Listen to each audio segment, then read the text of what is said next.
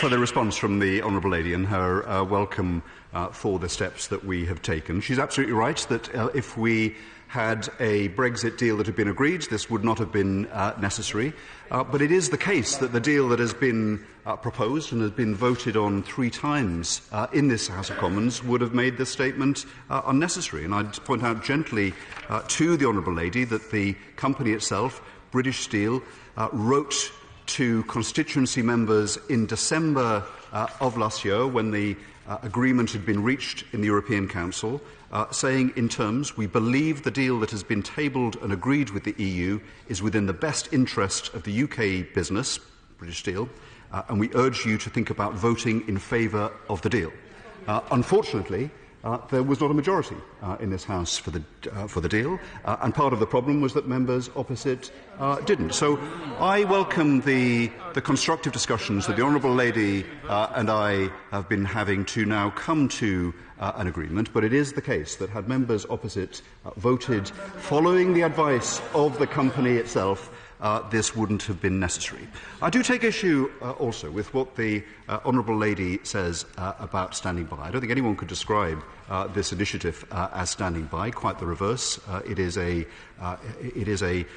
agile response to an unwelcome situation, and I would have thought that she would commend that. She wasn't in the House at the time, but I remember very well during the last Labour government when the steelmaking on Teesside was substantially closed down, was mothballed, without such a response to do what we could to keep it in operation.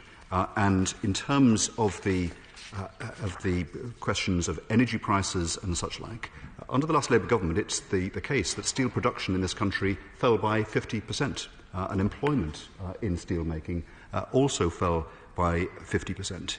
And in terms of electricity prices, in terms of the history is important to this, because one of the reasons that electricity prices have been high compared to others is that in the last 5 years of the previous Labour government, industrial electricity prices rose by 64%.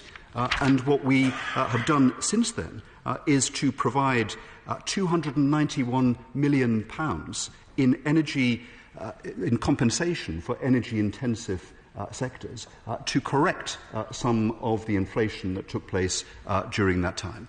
But she knows, and she acknowledged, that I have a firm view that in a world in which manufacturing in this country and its opportunities around the world is undergoing a revival, there is absolutely no reason whatsoever why British Steel should not make a major contribution to that right across the country. I'm very keen that we should conclude a sector deal with the steel sector. There have been some very important discussions.